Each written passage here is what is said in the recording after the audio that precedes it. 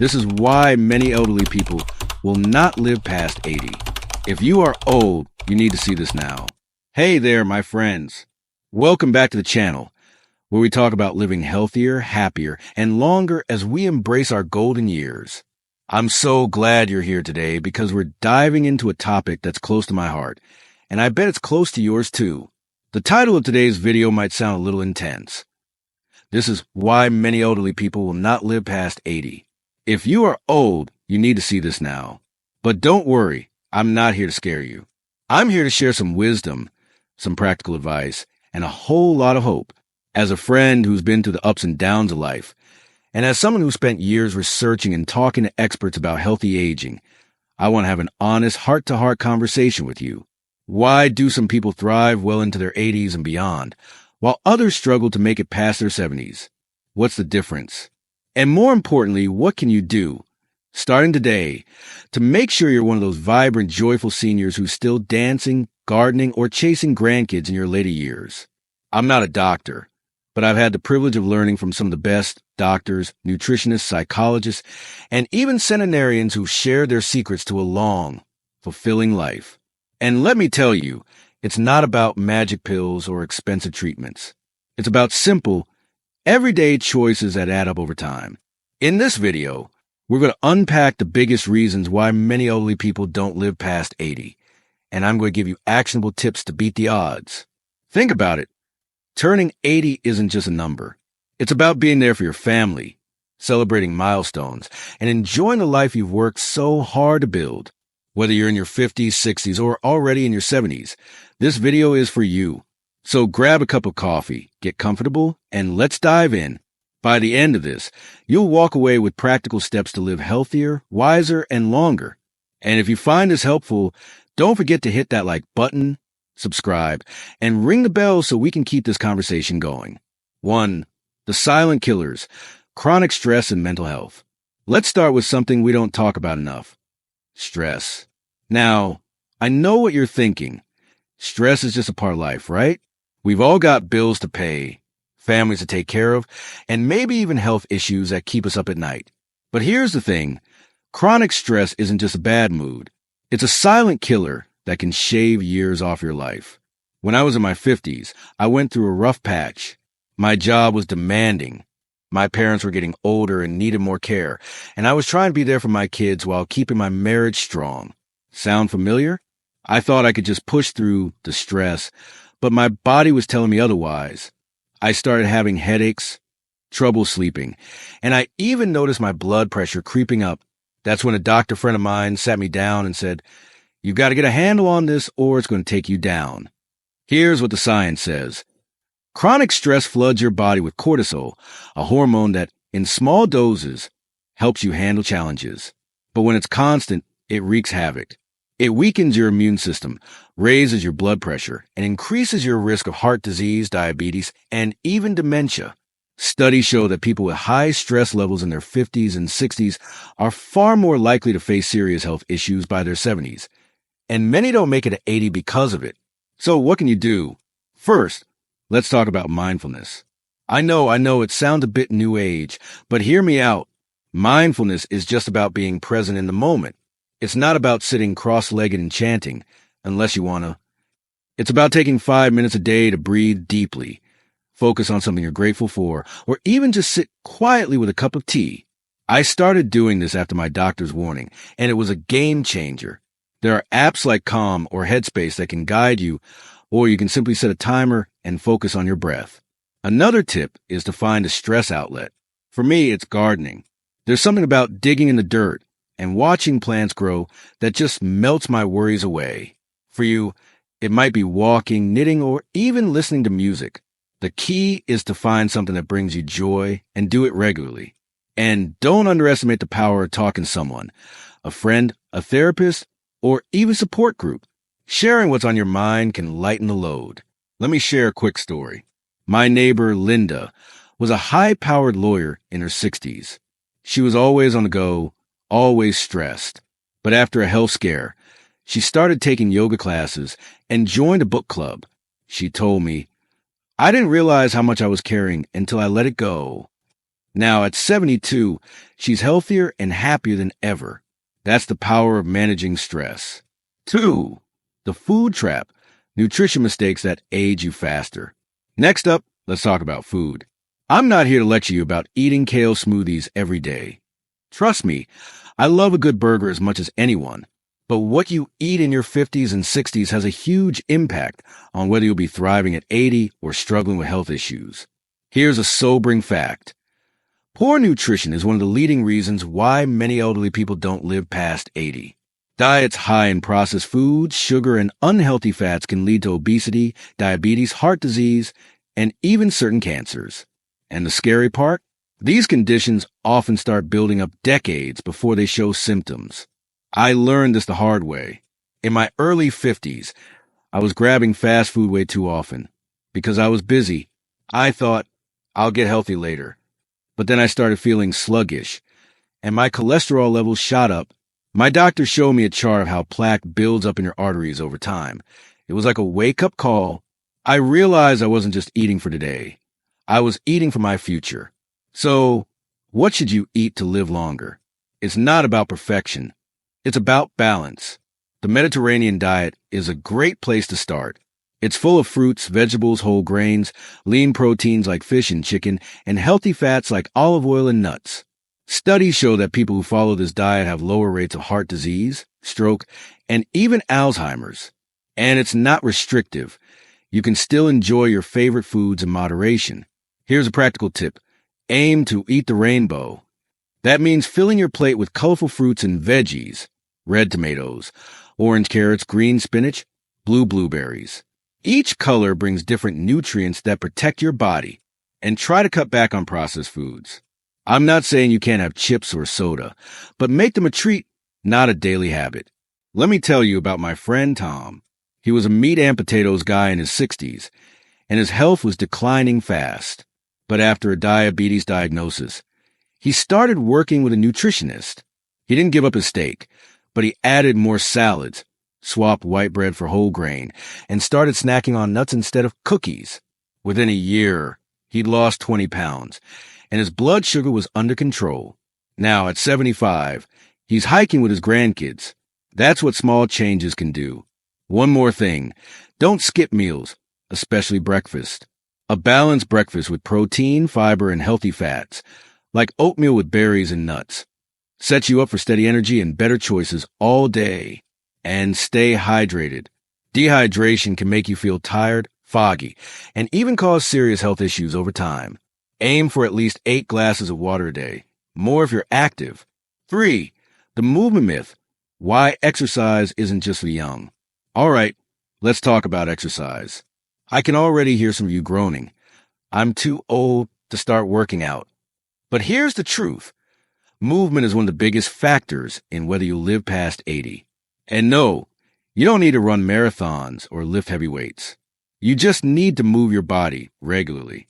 Lack of physical activity is a major reason why many elderly people face health problems. Sedentary lifestyles lead to weaker muscles, brittle bones, and a higher risk of falls, heart disease, and even depression. The good news? It's never too late to start. Studies show that even people in their 70s who begin exercising can improve their strength, balance, and lifespan. When I hit my 60s, I wasn't exactly a gym rat, but I noticed I was getting winded climbing stairs, and my joints felt stiff. So I started small, a 15-minute walk every morning. Over time, I added some light strength training with dumbbells and even tried a senior yoga class. I'm not going to lie, it wasn't always easy to stay consistent. But now at 68, I feel stronger, more energetic than I did a decade ago. Here's what you need to know. Aim for at least 150 minutes of moderate exercise a week. That's about 20 to 30 minutes a day. Moderate means you're moving enough to raise your heart rate, but can still talk, like brisk walking, swimming, or dancing. Add in some strength training twice a week to keep your muscles and bones strong. And don't forget balance exercises, like standing on one leg or doing Tai Chi to prevent falls. If you're thinking, I don't have time, or I have bad knees, I hear you, but there's always something you can do. Chair exercises, water aerobics, or even gardening count as movement. The key is to find something you enjoy. My friend Susan, who's 70, started line dancing with a group at her community center. She says it's more like a party than a workout, and her balance and mood have improved. One last tip: don't overdo it. Listen to your body. And if you have health concerns, talk to your doctor before starting a new routine. The goal is to move consistently, not to push yourself to injury. 4. The social connection: why loneliness hurts more than you think. Now, let's talk about something that's often overlooked: loneliness. As we get older, it's easy to feel isolated. Maybe your kids have moved away, you've lost a spouse, or you're retired and missed the daily interactions of work. But loneliness isn't just an emotional issue, it's a health risk. Research shows that chronic loneliness increases your risk of heart disease, stroke, dementia, and even early death. It's as harmful as smoking 15 cigarettes a day. That's shocking, right? But it makes sense. When you're lonely, you're more likely to feel stressed, eat poorly, and skip exercise. It's a vicious cycle. I saw this firsthand with my uncle, who lost his wife in his late 60s. He withdrew from everyone, stopped going to his weekly poker games, and barely left the house. His health declined fast, not just physically, but mentally. It was heartbreaking. But then his neighbor invited him to a local senior center, and everything changed. He started playing cards again, made new friends, and even took up painting. At 82, he's still going strong. So, how do you stay connected? First, make time for the people you love. Call your kids or grandkids, invite a friend for coffee, or write a letter to someone you haven't talked to in a while. If you're struggling to meet people, look for local groups, book clubs, gardening clubs, or volunteer opportunities. Churches, community centers, and libraries often have events for seniors. Technology can help too. If you're not tech savvy, ask a family member to show you how to use video calls or social media. I know it can feel overwhelming, but even learning to send a text can open up new ways to connect. And don't be afraid to seek professional help if you're feeling down. Therapists and counselors can offer tools to cope with loneliness and depression. Here's a quick story. My friend Margaret, who's 74, felt lonely after retiring, but she joined a walking group at her local park, and now she has a whole crew of friends she meets up with every week. She says, "I didn't realize how much I needed people until I found my tribe." That's the power of connection. 5. The sleep factor: why rest is your secret weapon. Let's talk about sleep. I know it sounds basic, but getting enough quality sleep is one of the most powerful ways to live longer. Poor sleep is linked to everything from heart disease to obesity to cognitive decline. And yet, so many of us struggle with it as we get older. When I was in my 50s, I thought staying up late to finish work or watch TV was no big deal. But I started feeling foggy, irritable, and my energy was shot. A sleep specialist told me that skimping on sleep was like borrowing time from my future health. That stuck with me. Here's the deal: aim for 7 to 9 hours of sleep per night. Quality matters too. Deep, uninterrupted sleep helps your body repair itself and your brain process the day. But as we age, things like insomnia, sleep apnea, or even medications can mess with our rest.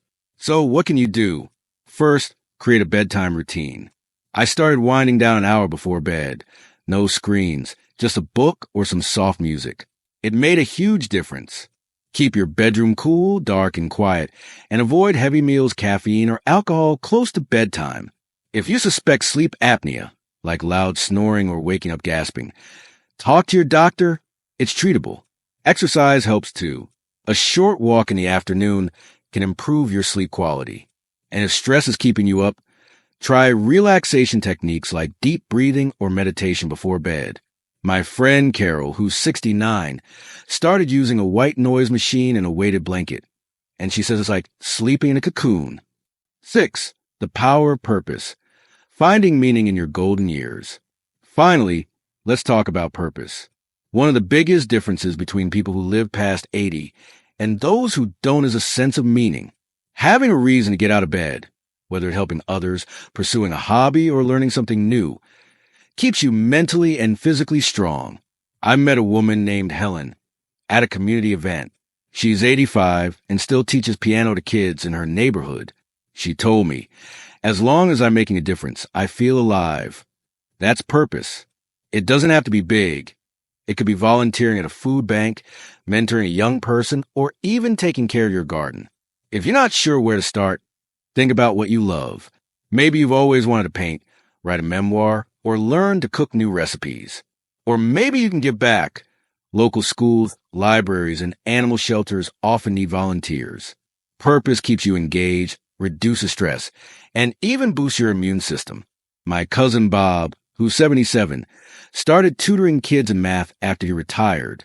He says it's not just about helping them. It's about feeling needed. That sense of purpose has kept him sharp and active. Well, my friends, we've covered a lot today. Stress, nutrition, exercise, connection, sleep, and purpose. These are the building blocks of a long, healthy, and joyful life. The truth is, living past 80 isn't about luck or genetics alone. It's about the choices you make every day. And the best part? It's never too late to start. I want you to walk away from this video feeling empowered. You don't need to overhaul your life overnight. Start small. Take a walk, add some veggies to your plate, call a friend, or try a new hobby. These little steps add up, and they can make all the difference. Let me leave you with a quote I love. The best time to plant a tree was 20 years ago. The second best time is now. That's what healthy aging is all about, planting the seeds for a vibrant future. Starting today. If this video resonated with you, please give a thumbs up, share it with someone you care about, and subscribe for more tips on living your best life in your golden years. Drop a comment below and let me know, what's one thing you're going to do this week to live healthier and happier? I can't wait to hear from you. Until next time, take care of yourself, stay wise, and keep shining. You've got this.